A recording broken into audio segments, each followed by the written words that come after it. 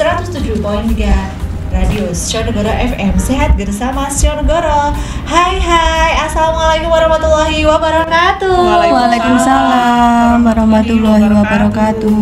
Selamat pagi, sahabat sehat Sionegoro. Apa kabar kalian? Yang lagi senyum-senyum, yang lagi duduk, yang lagi beraktivitas, yang lagi dimanapun Anda berada, saya doakan semoga aktivitasnya berjalan lancar, diberkahi sama Allah, dan semakin sukses. Amin. Oke, kembali lagi di Anita Bercerita. Kali ini saya akan menemani panjenengan semua dari jam 8 sampai jam 9 pagi. Tentunya dengan tema-tema yang inspiratif kalau hari ini, dan membuat kalian on fire, lebih semangat lagi aktivitasnya. Buat kalian yang mau request lagu atau mau tanya-tanya atau mau mendoakan, ya kan, bisa ke 081233949171. Kalau kalian yang punya Instagram bisa follow di Instagram @rsud_wonosobo. Jangan lupa di situ like, komen, banyak edukasi atau info-info penting. Dan bagi kalian yang suka lihat YouTube, bisa di channelnya YouTube @Sionegoro Wonosobo. Di situ ditampilkan video-video yang bermanfaat. Jika kalian suka dan bermanfaat rasanya, bisa di-share. Jangan lupa subscribe, karena subscribe itu gratis ya guys. Dan jangan lupa like sama komen. Oke, tamu kita kali ini, beliau adalah wanita yang hebat, yang menginspirasi kita semua, wanita-wanita seantera Indonesia, ya kan? Yang multitalented, yang cantik banget guys, dengan usia mereka yang masih strong, energik banget, ya kan? Senyumnya merekah banget kalau kalian langsung ke studio, yaitu ada Ibu Itung. Selamat pagi Bu Itung. Selamat pagi, wanita yang cantik. Kalau ganteng bahaya ya. Dan ada Mbak Yuli. Selamat pagi Mbak Yuli. Selamat pagi Mbak Ita. Ya, orang ini adalah menginspirasi kita. Jadi mereka ada di lantai atas, guys. Mbak Yuli di sini namanya Brahman, ya? Iya, Brahman Tianing Tias Yuliati. Iya, untuk namanya Brahman masih ada Tianing Tias gitu ya. Ini menarik banget loh, nama perempuan Brahman loh, ya, jarang ya. Dan memang jarang. Terus yang menarik lagi ini, ada Ibu Itung, ya kan? Ini keren banget kan namanya. Saya juga nggak tahu dulu orang tua tuh kasih nama Itung Harpami, ya mungkin mereka seperti sudah ditujukan oleh Allah gitu. Iya. Ini anakku saya kasih nama Itung Harmami, nanti anakmu ini akan berjodoh dengan Ongko. Iya, karena ini suaminya namanya Pak Ongko, ya kan? Boleh saya dulu sama Pak Ongko? Oh, boleh. Oke guys, nanti kita akan kulik-kulik. Kita ini saya mengundang beliau. Alhamdulillah beliau meluangkan waktunya 1 jam dengan kita untuk menceritakan ini cerita inspirasi tentang SEA Mamai atau kanker payudara yang nantinya bisa menginspirasi panjenengan, memotivasi jenengan karena mereka sembuh, ya Bu. Amin. Mereka sembuh, insya Allah. Dari cerita ini semoga bisa menginspirasi. Kita putar lagu dulu ya, yang requestnya lagu yang kemarin sudah tertunda, dan tadi kemarin ada yang WA juga. Check it out.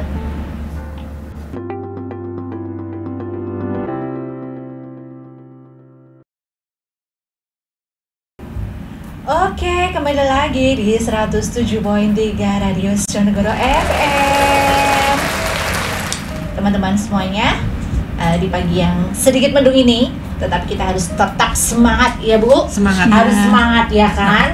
Apapun keadaannya, walaupun kamu belum sarapan atau lagi puasa. Ini yang lagi puasa kan, hari Kamis ada yang puasa? Enggak. Oh iya. Puasa. Semoga tetap semangat yang lagi puasa. Saya doakan puasanya lancar. Amin. Oke, Mbak Yude sama Bu Itung, ini untuk spill pertanyaan. Yang pertanyaan pertama yaitu, kapan sih Bu Itung tahu dapat didiagnosa kanker payudara itu? Jadi waktu itu sebelumnya sudah ada benjolan gitu, tapi saya berusaha menolak gitu kan, berusaha menolak gitu. Jadinya sebenarnya itu kayak udah ada firasat. Udah, tapi masa sih aku kok kayak gini? Oh gitu. Enggak, aku enggak gitu. Akhirnya saya diam terus gitu, lama-lama kok tambah besar. Terus itu sekitar tahun 2013 ketahuannya, 2013 gitu. Boleh cerita ininya? Boleh ya. Jadi tahun 2012 akhir itu sudah mulai terasa ada benjolan, tapi karena saya kan menolak fakta gitu loh. Ya biasalah orang kayak gitu. Enggak aku enggak apa-apa gitu. Masih positif thinking gitu positive thinking gitu. Terus lama-lama ini kok terasa, saya ingat banget waktu itu ada perawat di ruang IBS langsung, "Mas, aku kok ada benjolannya. Kasar enggak bentuknya?" Saya bilang kasar kayak kulit jeruk. "Wah, itu itu Mbak." Saya langsung deg-degan. Kok gitu? Itu bentuknya kasar, Bu? Bentuknya kasar kayak kulit jeruk itu loh. Kayak kalau zaman dulu tuh HP yang jadul itu kan touch-nya itu kan kayak gitu itu bentuknya. Jadi nggak halus di sini, di bagian sebelah kiri itu terasa dipegang, terasa banget. Atas nggak, Bu? Keras. Keras itu. Terus itu cepet cek. Nah, waktu itu saya langsung cek. Saya pikir beliaunya itu nakut-nakutin, tapi ternyata justru yang seperti itu saya jadi punya keberanian untuk periksa.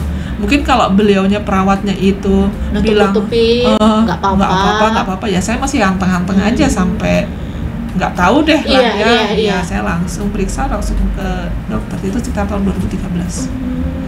Dan langsung maksudnya dari rentetan-rentetannya gitu langsung kelihatan ini stadium berapa gitu, Bu? Apa belum? Ya, belum. Jadi waktu itu harus di biopsi dulu, di biopsi dulu, terus baru ketahuan gitu. Tapi ya mungkin karena orang-orang medis sudah tahu sudah tahu bahwa gejala seperti ini, sepertinya ini hasilnya akan seperti ini. Jadi waktu itu saya masih tenang-tenang, tapi semua orang di rumah sakit itu sudah menduga ke arah situ, dan mereka memberi mungkin dalam hatinya mendoakan semoga Mbak Itung tuh bisa melewati masa-masa ini ya. Mesti tanda kutip mereka bilang kasihan pastilah iya. Tapi saya belum tahu gitu. Mbak Yuli tahun berapa, Mbak Yuli? Saya itu waktu itu awal tahun 2021 bangun tidur tiba-tiba itu ada rasa nyeri di atas payudara. Lalu setelah diraba itu ternyata ada benjolannya. Kecil apa besar? Kecil benjolannya kecil. Terus sampai keesokan harinya itu kan masih terasa nyeri, tidak hilang dalam jangka waktu 24 jam itu tidak hilang. Terus karena takut ya lalu periksa ke dokter, dokter spesialis bedah. Dari situ dokter menyarankan untuk USG. Kemudian setelah ada hasil USG, dokter menyarankan untuk langsung ke dokter spesialis onkologi. Gitu. Jadi baru kemarin ya Mbak Yuli ya? Iya, kan? Iya, tahun 2021 waktu pandemi. Ya. Masya Allah. Wow. Nah, ini berarti gejala awalnya memang ada benjolan itu ya. Ada benjolan dan tidak terasa sakit. Jadi kalau untuk aktivitas sehari-hari biasa saya merasa tidak sakit. Justru itu sih bikin saya jadi terlena dengan kondisi sebenarnya. Iya.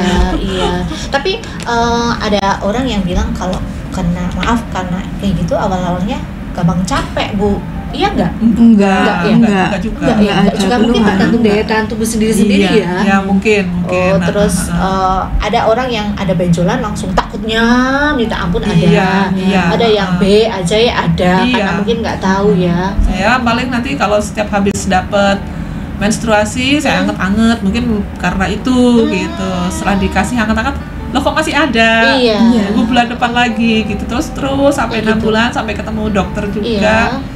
Mbak Itung itu kalau sudah lebih dari 6 bulan atau lebih dari berapa bulan diam di situ, coba tetap periksa. Jadi alhamdulillah saya tuh dikelilingi orang-orang yang care sama saya, walaupun saya merasa saya tuh ditakut-takutin gitu, tapi justru bahasa-bahasa beliau para medis itu memotivasi supaya saya cepat periksa, jangan sampai terlambat. Ayo cepat-cepat itu. Berarti dari gejala yang maaf ada benjolan, terus sampai dengan 6 bulannya itu cepat Bu? Membesarnya cepat apa? Enggak, pertama dari kecil sini ya, setelah 6 bulan sebesar telur bebek.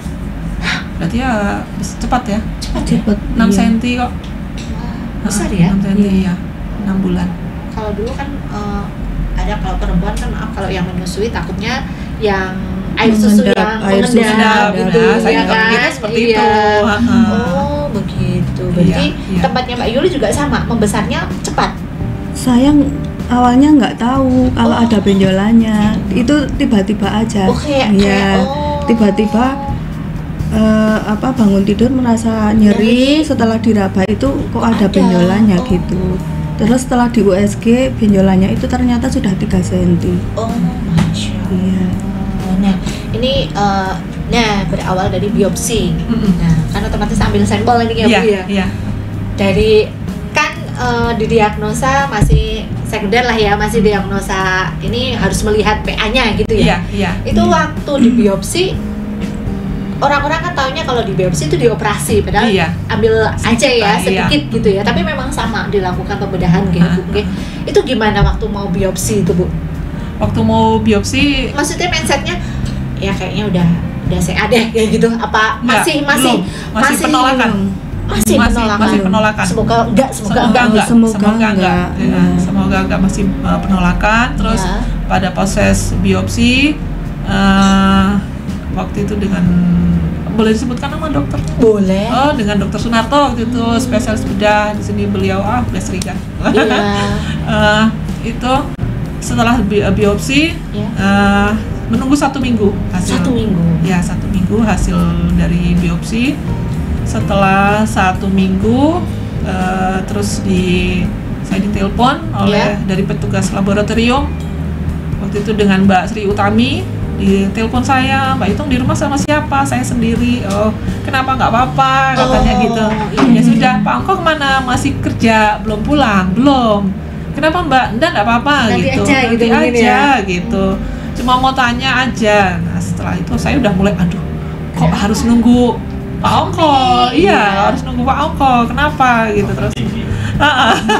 Langsung ya Bu. Saya langsung lemes, langsung akhirnya nggak lama kebetulan Pak Angko datang, saya langsung ngebel Mbak Tami, Pak Angko sudah datang. Terus udah gitu, Mbak Itung, ini hasil dari pemeriksaan patologi anatominya, saya amamai grade 2 katanya gitu. Saya langsung, Mbak saya tuh gimana ya, mau nangis. Tapi Pak Angko kan di situ ada gitu. Ya sudah nggak apa-apa, dipenggali, silahkan dipenggali gitu. Terus langsung setelah nerima telepon, aku pengen nangis Pak, nggak apa-apa, nangis aja. Tapi nggak bisa keluar, air matanya nggak bisa keluar. Akhirnya sama Pak Angko disupport, ayo Bu, kita jalan keluar yuk, kalau perlu kita ke rumahnya Dokter Narto sore ini, gimana nanti selanjutnya. Terus ke tempat Dokter Narto, bingung, balik lagi, cuma muter-muter. Di Wonosobo muter sama Pak Angko yang mau makan bakso. Masih bahasanya masih kacau gitu ya.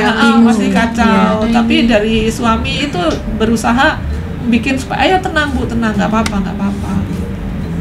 Besokan harinya terus ketemu Dokter Narto, ya udah hasilnya seperti ini.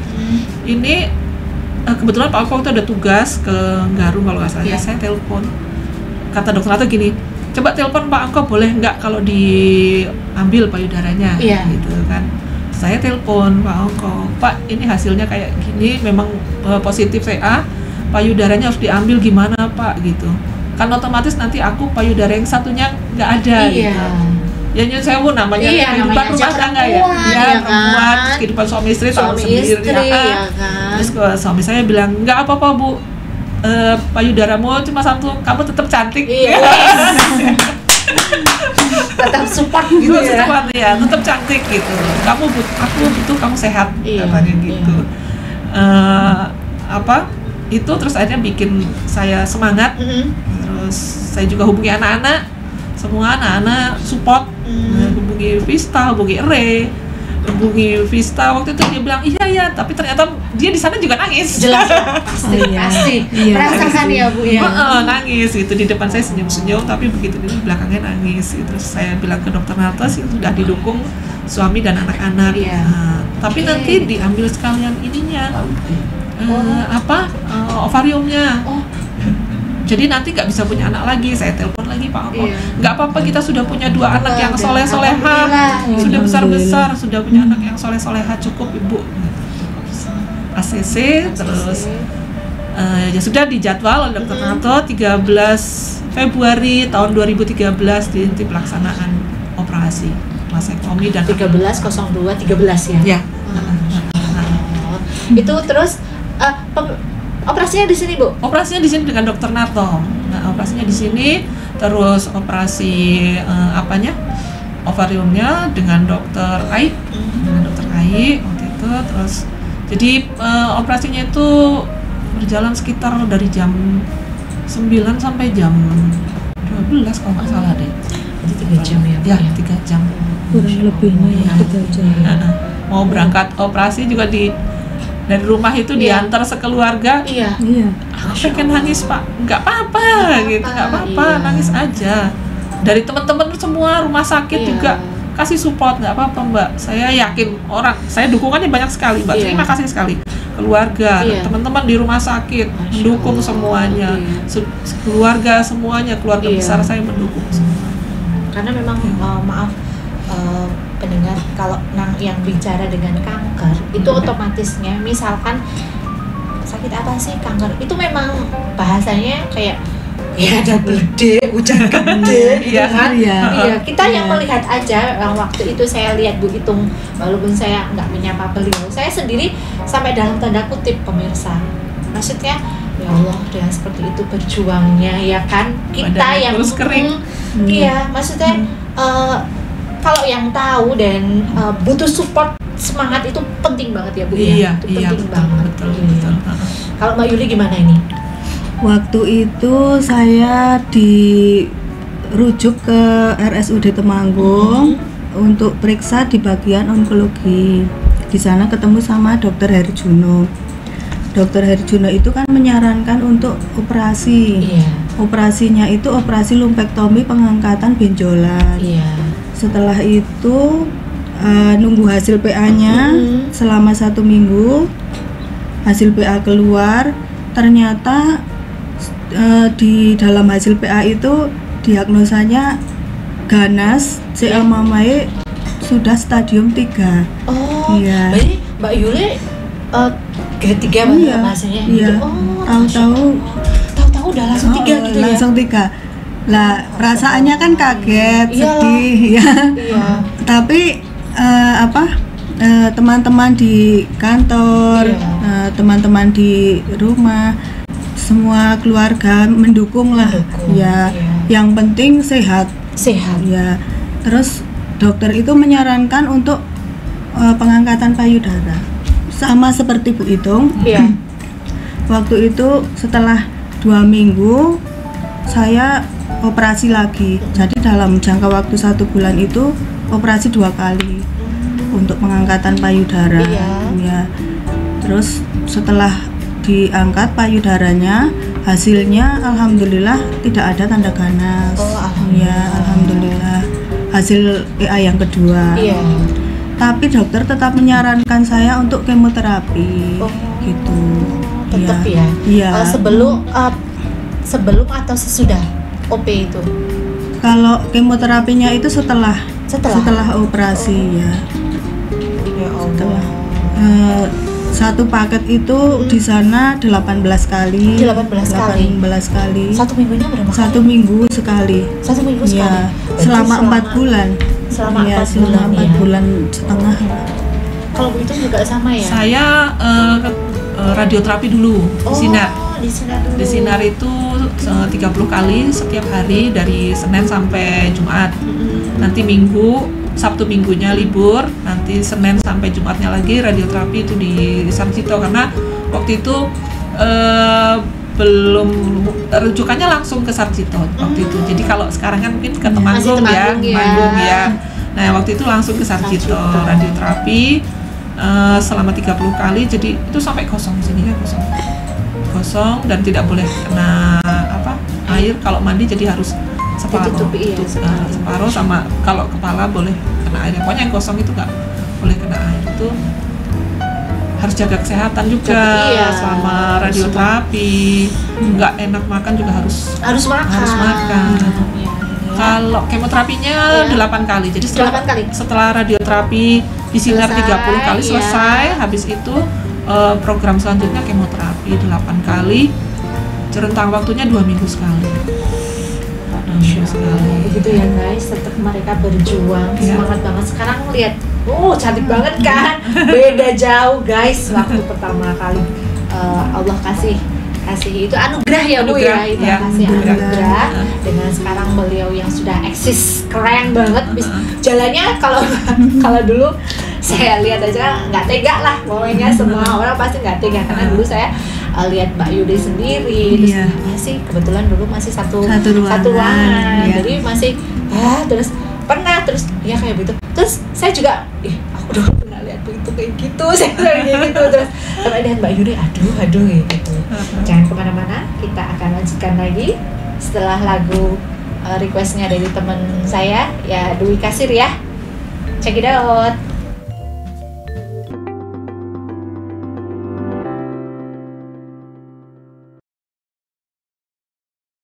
Oke, kembali lagi di 107.3 Radio Senegoro FM. Mendung-mendung gimana gitu mau buat syahdu ini mau merabang ya hostnya ya.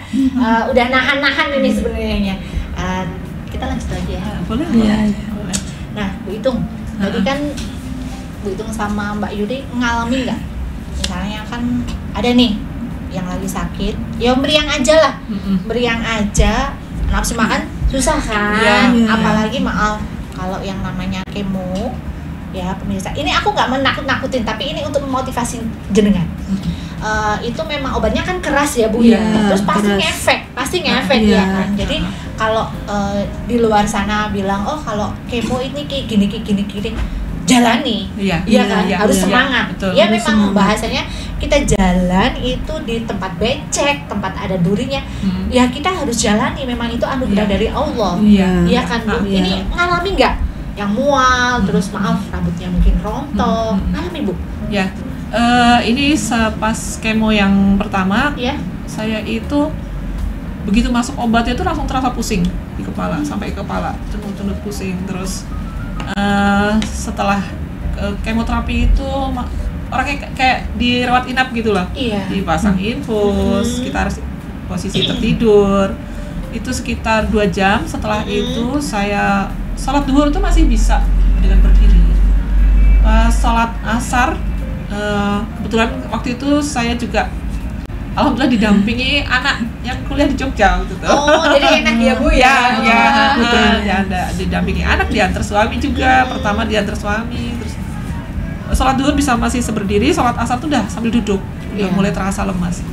Sehari setelah itu terus langsung mual, nggak enak makan, sampai saya bilang, Pak, udahlah, berikutnya udah nggak usah kemo, aku nyerah, rasanya kayak gini nggak enak banget. Terus sama suami, anak semua bilang, ayo Bu, semangat Bu, ini baru awal perjalanan gitu, masih panjang gitu.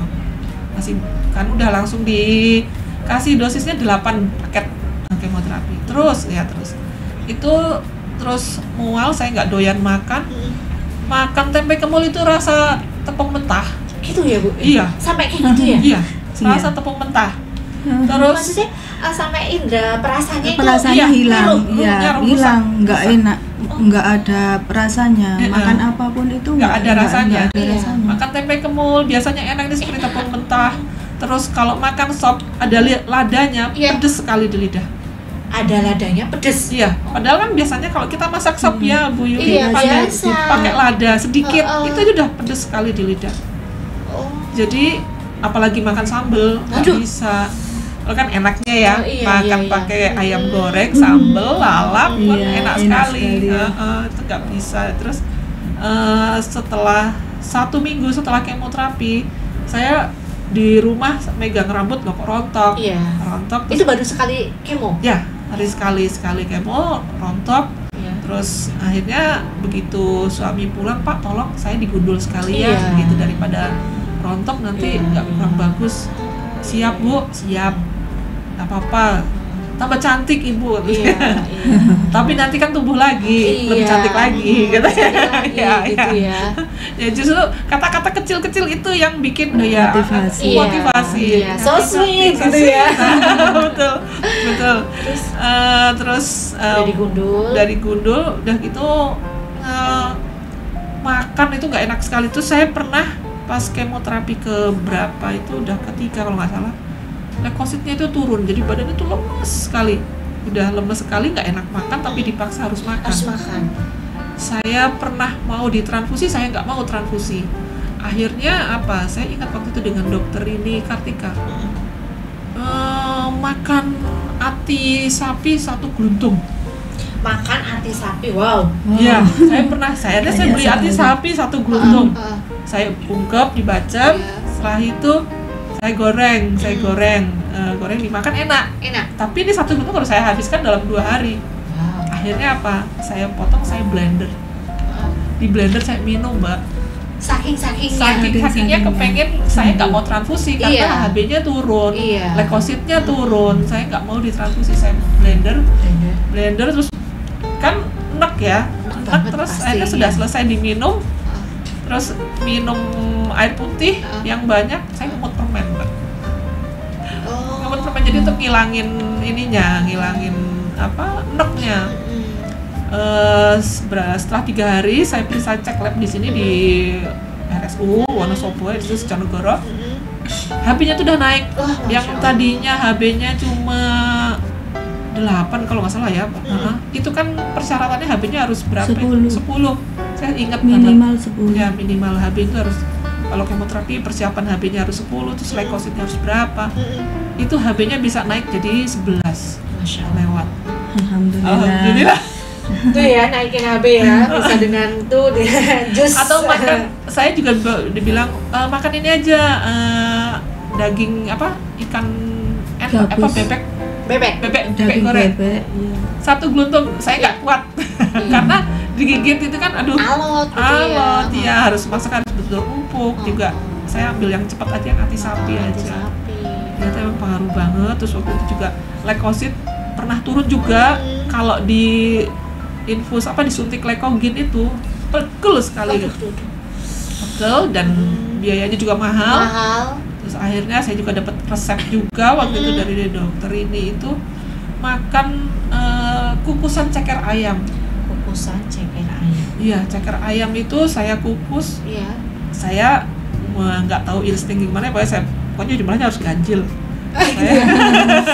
Jumlahnya harus ganjil, kalau nggak 7, 9, 11 itu ganjil. Saya baca doa dulu, ya spiritualnya saya tetap jalan ya. Saya baca doa dulu, Bismillahirrahmanirrahim, semoga Allah memberikan kesembuhan lewat semua apa yang saya konsumsi kan. Kukus, dikasih brambang dikukus, nggak usah dikasih air, ditim gitu, ditim. Iya. Jadi ditim, begitu udah selesai matang, saya taruh di gelas, cuma ya segini lah. Saya minum 2 hari sekali minum itu. Begitu dicek lab lagi, leukositnya sudah bagus. Iya, leukositnya sudah bagus. Jadi dokternya, ya sudah Mbak, nggak jadi. Dokter onkologinya di saat itu bilang nggak jadi disuntik leukogin, ini leukositnya sudah bagus. Jadi ya itu dari makanan aja.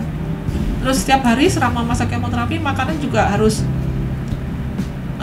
protein hewani harus ada. Iya, tempe tahu boleh, tapi harus ada ikan, daging, telur gitu ya Mbak. Telur minimal 6 ya Bu. Ya. Terutama putihnya. Terutama putih telur. 1 hari apa 1 hari? Kalau bisa 1 hari. Dalam 1 hari. Jadi emang betul-betul menguras yang dia tuh kayak mungkin dari segi medisnya bilang itu pertumbuhan sel ya. Butuh nutrisi banyak sekali gitu. Jadi setiap hari saya harus ekstra uang untuk membeli belanjaan yang makanan yang enak-enak, walaupun dimakan gak enak. Iya, walaupun nggak itu, tapi itu sebuah usaha Iya.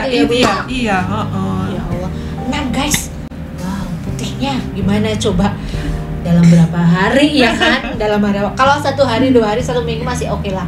Mungkin ya itu jadinya sepertinya karena makannya enak banget dan nggak ada rasanya ya Bu ya. Ada rasanya. Ya.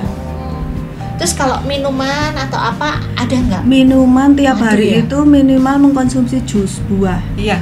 Jus buah bit, buah naga, buah apa aja yang penting ada jusnya dalam 1 hari. Dalam 1 hari itu ya harus ada jus. Terus karena obat kemo itu kan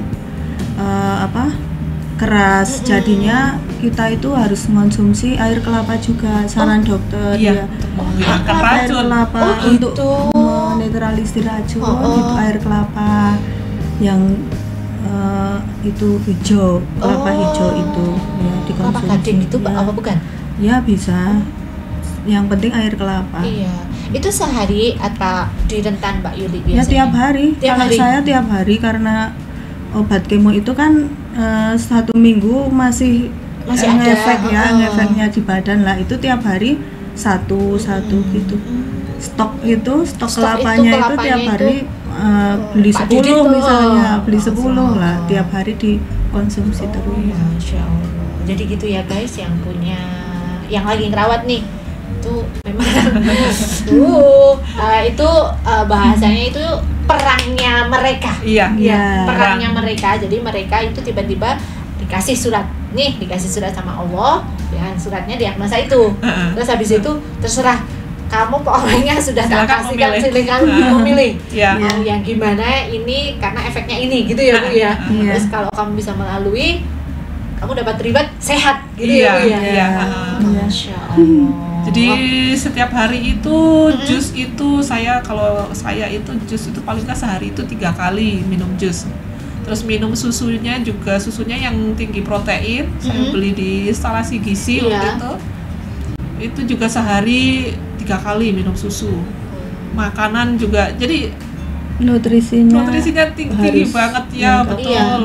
Tapi ada rasa belenger nggak Bu? Belenger. Belum harus, soalnya kan dipaksa. Yang paling enak minum itu cuma minum jus. Rasanya segar gitu ya? Iya, segar. Yang paling enak gitu.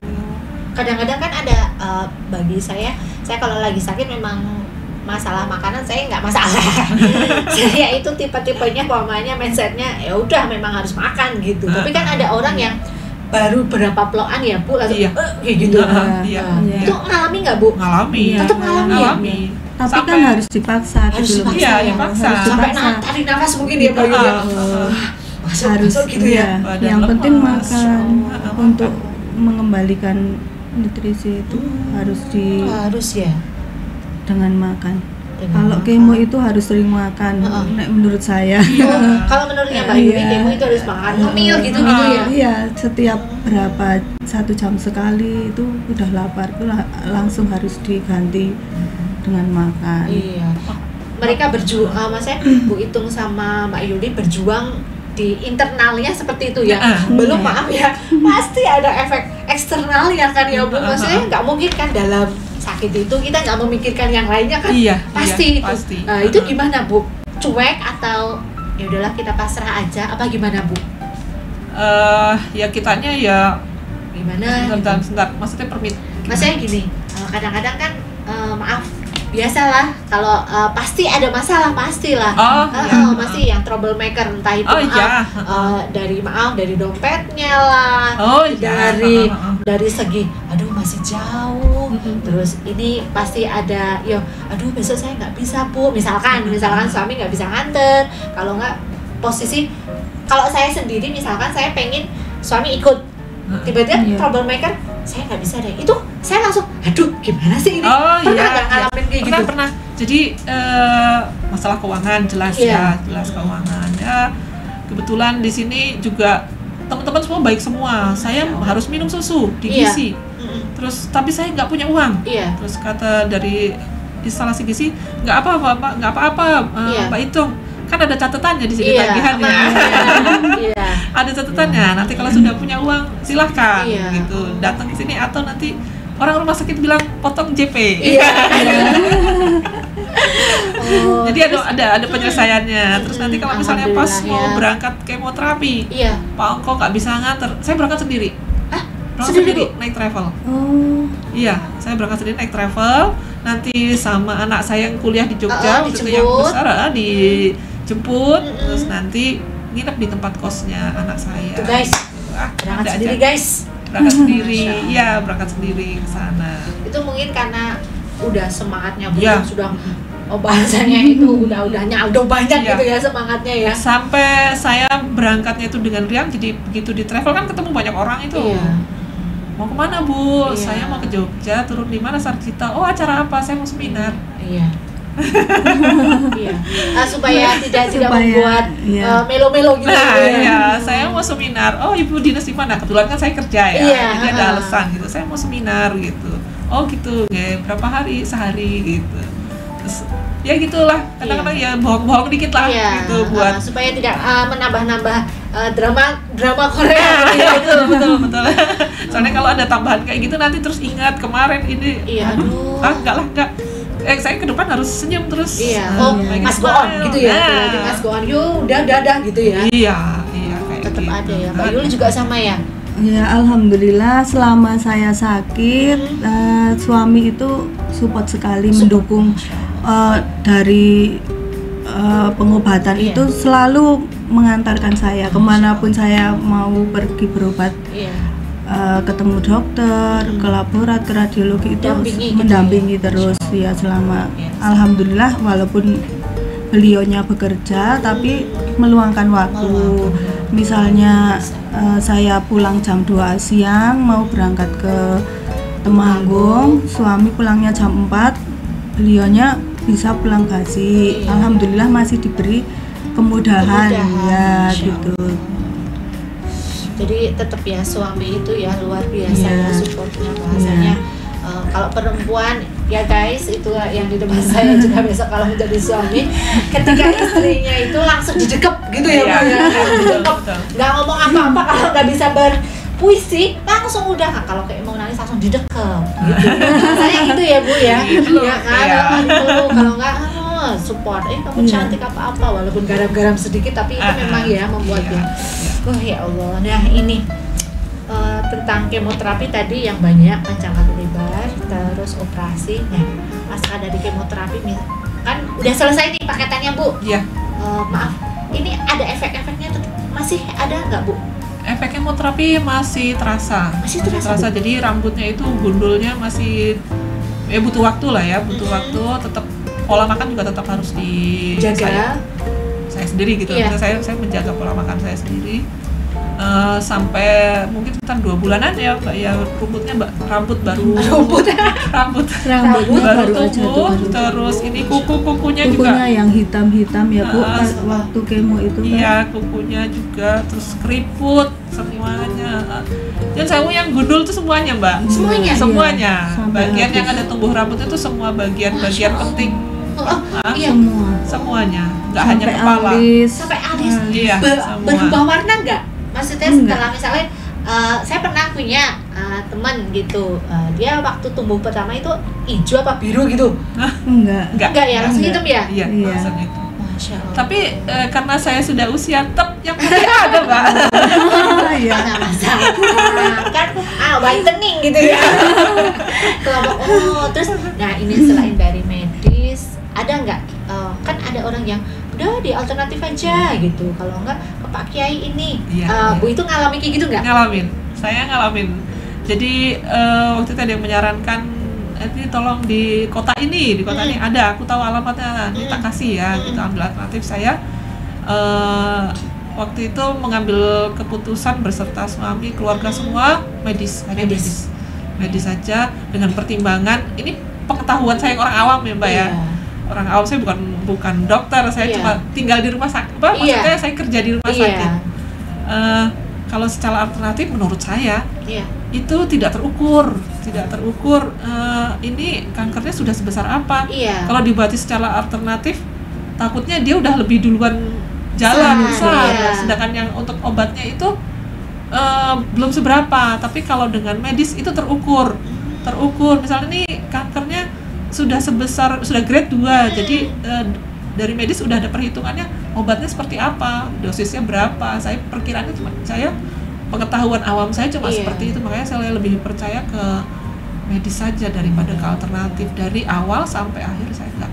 Iya, mantep gitu ya. Mantep, Bu, ya. iya, Mantep. saya mantep. Iya. Mbak Yuli juga sama ya? Kalau saya alhamdulillah percaya sama medis aja karena Iya. saya bekerja di Iya. RSU. Saya percaya sama dokter aja, nggak Iya. pernah mencari alternatif. Manut gitu Manut lah ya bahasanya. sama Karena iya. memang sugestinya udah kayak gitu ya udah gitu ya. Kan Iya, kadang iya. kayak misalkan maaf sakit ini, oh ke sini. Ya itu ini juga tips untuk para pendengar Iya, ketika iya. menjenguk misalkan. Mm-mm. Nah, itu kan kayak saya pribadi pernah sakit, oh lah anu aja, malah kadang-kadang ada makanya banyak istighfar. Aduh itu jangan kutip ya kan. Ini tips-tips untuk menjenguk orang sakit ada nggak Bu? Karena kan pernah sakit otomatisnya Iya, ada iya. yang kalau yang menjenguk kok kayak gini bahasanya ada nggak? Nggak ya? Ada. Saya Jadi dulu alternatif aja apa gitu. iya kan. ada, cuma ya kita sikapi dengan guyon aja lah gitu. Cuma kalau misalnya ada yang memberikan saran, misalnya ini sering-sering baca Al-Quran, oh itu saya terima. Iya. Itu bagus, Harus, bener iya. gitu ya. Baca Al-Quran setiap hari paling enggak tuh. Kebetulan kan saya diambil ovariumnya, dia otomatis langsung menopause dipaksa.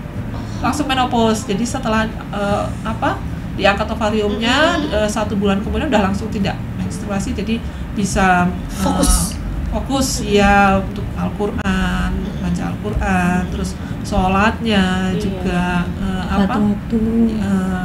diusahakan tepat waktu. Diusahakan, ya. Saya tidak mengingkari itu. Iya. Kadang sholatnya suka molor-molor gitu, tapi diusahakan ya sebaik mungkin lah. Sebaik mungkin. Ya. Banyak saran-saran kayak gitu. Ya, itu penting banget ya Bu ya. Terutama Iya. support dari keluarga, basically maksudnya dari internal dari Iya. suami. Jadi bagi kalian yang mungkin di luar sana mungkin maaf kalau untuk bahasannya kerumat orang sakit itu kan otomatisnya yang kerumat itu sebenarnya stres sendiri ya Bu ya. Iya. Dengan mereka harus punya muka dua. Iya. Di depan pasien mereka harus happy, Happy, memberikan support. Nggak tahu di belakang mereka itu nangis atau apa, Iya. pasti Iya. mengalami. Terus, nah inilah jadi bagi kalian yang sedang merawat, saya doakan tetap semangat karena yang sakit itu pasti sensitif ya Bu ya. Sensitif Iya. banget. Pokoknya apa-apa itu sensitif. Jadi kita lebih banyak lebih mending memahami, mengiyakan, Iya, kan Bu iya, ya. iya, Misal, iya. aku sakit ini, iya, semangat gitu. Semangat. Jangan sampai kamu iya sakit. Oh, lah masih saya jangan itu. Ya kan kadang-kadang ada yang seperti itu nggak hanya sakit kecil Bu atau yang sakit besar, yang sakit kecil meriang pun itu juga sensitif ya Bu ya. Iya, sensitif. Lagi itu. Jadi tetap harus semangat karena nyerinya dari kemo itu luar biasa. Jadi di panjenengan semua yang lagi merawat pun harus tetap semangat seperti tadi tips-tips dari Mbak Bu Gitung sama Bu Yuli, di mana makan harus tetap makan. Yang lagi nungguin juga tetap harus makan. Iya kan? Iya. Jangan sampai sisanya dari makanan itu kan kadang-kadang seperti itu ya Bu. Iya. Aku sisanya aja gitu. Padahal sebenarnya enggak, langsung dibagi aja kalau untuk yang pasien-pasien ya Bu ya. Kalau yang untuk kita jadi tetap harus semangat, harus senyum. Jangan lupa semua pasrahkan sama Allah yang menciptakan kita, entah itu yang agamanya Islam ya sama Allah, terus yang agamanya yang lain juga menurut kepercayaannya sendiri-sendiri. Oke guys, nanti kita akan lanjut lagi. Sebelum closing kita akan putarkan lagu ini bahasa Inggris lagi ya Bu ya. Iya. Ini requestnya Bu Hitung. Apa Bu tadi? Your Inspiration. Your Inspiration. Besok kalau saya udah TOEFL-nya udah bagus kayaknya peranannya lebih penting ya. Ada nggak Mbak Dika? Nah, kalau nggak ada bisa diganti yang lain sih. Oke, diganti sesuai dengan requestnya Mas Dika saja. Check it out.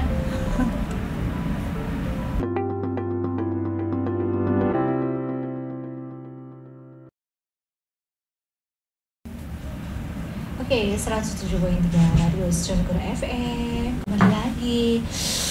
Bu Hitung masih semangat sama Yuli. Ini kalau di luar sana udah mataharinya udah mulai keluar-keluar ngintip-ngintip gitu ya, karena tadi masih kayak mendung-mendung gimana gitu ya kan. Nah ini ambil closing kan, ada nggak kita itu generasi micin ya Bu, ini ngefek nggak sih micin-micin gitu? Kalau masalah micin-micin saya nggak tahu ya. Oh gitu ya. Tapi kalau menurutnya Mbak Yulis pasca ini yang saya tahu itu kita itu harus menghindari makanan yang penyedap, rasa, warna, pengawet itu 5P itu harus 5P dihindari. itu Iya. tetap harus dihindari ya. Wah ini jadi kalian jangan suka beli macam-macam ya. Kalau sudah kayak gini tetap ada efeknya ya Mbak Yuli ya.